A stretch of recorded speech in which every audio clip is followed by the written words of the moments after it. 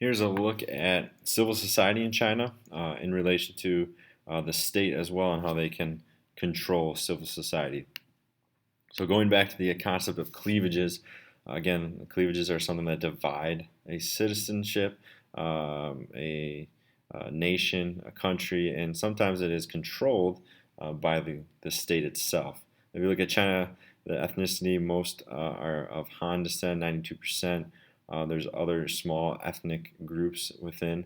There's a large Muslim population known as the Uyghurs, and they live in the Xinjiang portion of China. There have been Islamic militants that come out from that area because they want to create their own separate Islamic state. So there were some riots there involving Han police from the east, and then Uyghurs living in the west. Again, they're going to have different some type of disagreement, and hundreds clashed. A lot of people died. So again, cleavages that divide citizens. Something could be language. Right? There's 800 million that speak Mandarin. There's Wu Chinese, Cantonese. There's a lot of different dialects. The Communist Party wants Mandarin as the official language. It has failed people. Another area in China is Tibet. They have an uprising led by the Dalai Lama in 1959 that failed. This is predominantly Buddhist area. In 2008, there was a bunch of riots and demonstrations that took place against the Chinese government, where the Chinese sent their military in to squash it. There's a look at Tibet there.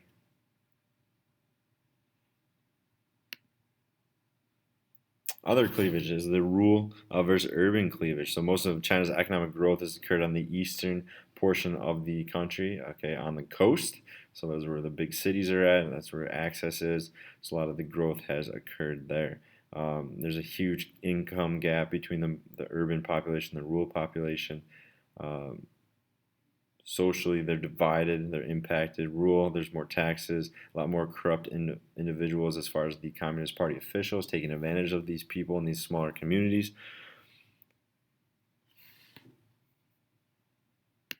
And looking at those communities, there's a hukou system. So this is a household registration system that has occurred where you have to register within your province or area that you live, and that's where you need to work, and that's where you're going to receive your health care and your education and your housing. There are some floating population individuals, a lot of rural immigrants and individuals go to larger urban areas for jobs because that's where the jobs are at. But sometimes they can't access some of those things, so they have to go back to their communities where they're from to get health care and education and housing. This means sometimes families are divided. The Communist Party policy prevents those workers from receiving those benefits. So again, the state is creating these divisions. And that's where we have these coinciding cleavages, right? Coinciding one on top of another.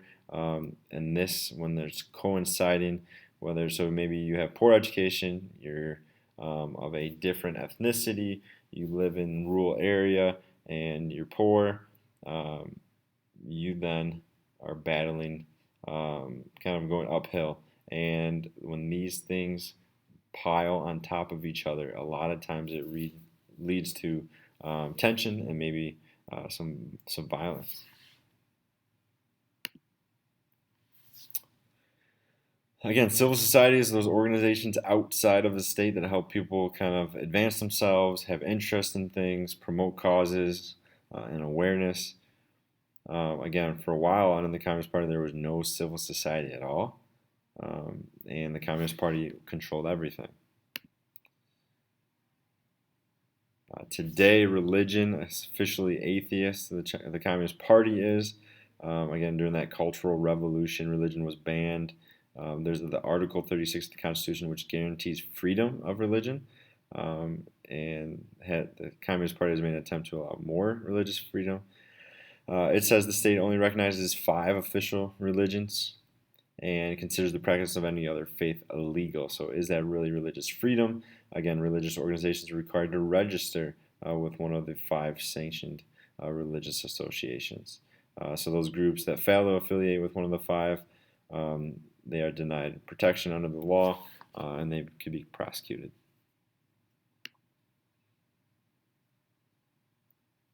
If there's an organization, it must be approved by the Communist Party. Interest groups and government interact under the rules of state corporatism, meaning the state is controlling these interest groups. There's things like the Women's Federation, All China Federation of Trade Unions that do operate. There's clubs like in ping pong clubs and environmental groups.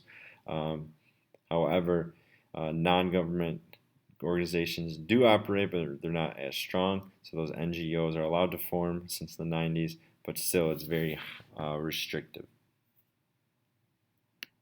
Looking at some clashes then. So if you look at individuals who are looking for more civil liberties and rights and want to operate in civil society, there were students who demanded these rights. There's the clash in Tiananmen Square in 1989, where the Communist Party sent in the People's Liberation Army and tanks, and they were trying to break up a peaceful protest, and hundreds were killed.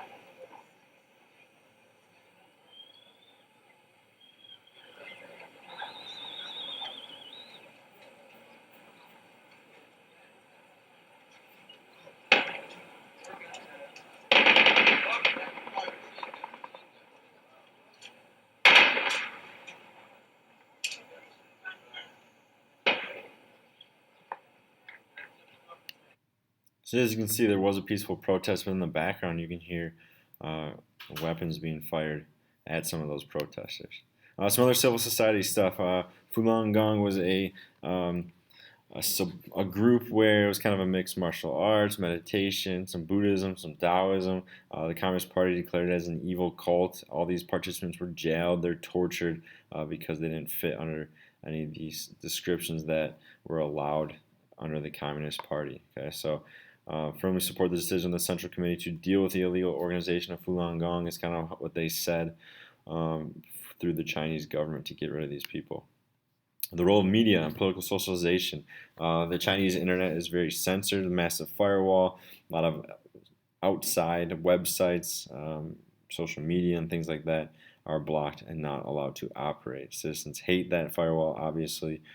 They go to different blogs and find cracks in it to kind of post different things and do some reporting or maybe even some journalism. So some journalism, there is the state-run media outlets that hold the largest share of the market. Xinhua is the official press agency of the government. The government will control the narrative there. They provide few independent newspapers with any of their stories. The People's Daily is the official newspaper of the Central Committee of the Communist Party. Again, the Communist Party controls the government, and there has been an increase in some investigative reporting, but not that much. Chinese TV is CCTV, again, the major television broadcaster. They're very censored. They control things. There's regulatory agencies that supervise the media, the internet, TV, and newspapers. Other places that you can see some censorship of civil society. This is Ah Weiwei. He was an artist, helped design the Olympic Stadium for the 2008 Olympics. He was jailed for his art because he voiced his opinion on government transparency. He wanted the government to be more transparent. They jailed him because of they said he had poor financial affairs, and he was only released because he was a famous individual. So here's kind of the building that he helped design. That's a picture I took when I was in China in 2011, maybe.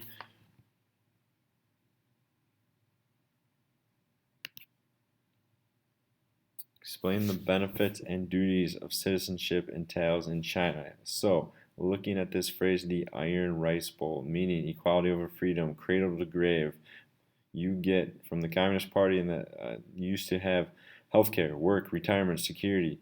But is it really true? Again, looking at the hukou system, do they really have access to it? But that was the goal.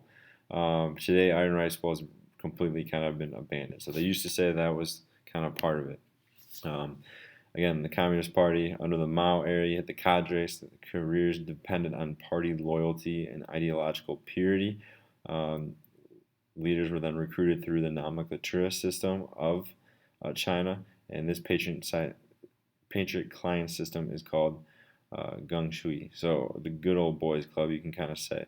Under Deng wanted more technocrats in the party, so they want more people that actually have experience and maybe backgrounds and better education. Today, less than 40% of the party comes from that peasantry group where there's maybe just the party loyalty.